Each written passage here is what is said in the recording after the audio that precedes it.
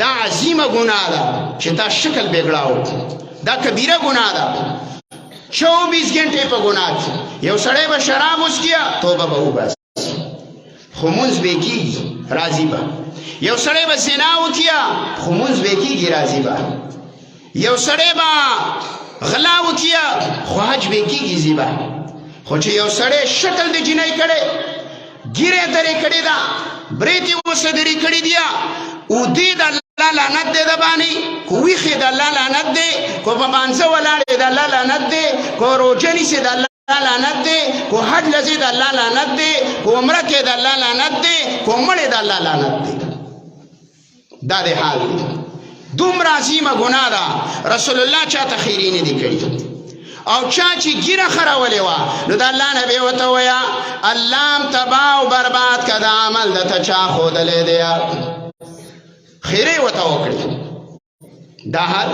فرعون څومره لوی کافر و خو ګیره یې وه تاریخ کې وایي چې ګیره کې ملغلرې اچلې وي دا حال زما ستا حال دا دی الحمدلله وای مسلمان یم وای په ډنمارک کې قرآن وسو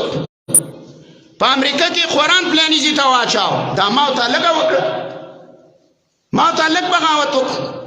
الله وی وما آتاکم الرسول فخذوه وما نهاکم عنه فانتهوا اے مؤمنانو پیغمبر چې د کم شکل او صورت درکو پیغمبر د تا کم خبره وکړه پیغمبر د کم عمل درکو فخذوه نو دا واخلی عمل پی وکی وما نهاکم عنه فانتهوا او د څه چې منع کړی نو ای مؤمنانو منع شئ منع شه د الله نبی وایي کنه چې د الله نبی وایي بند شه د یهودي خلاف وکړه او ته یې ډنمارک کې دا وکړو زه وایم چې دا څوک وایي دا مو څه ملګری دی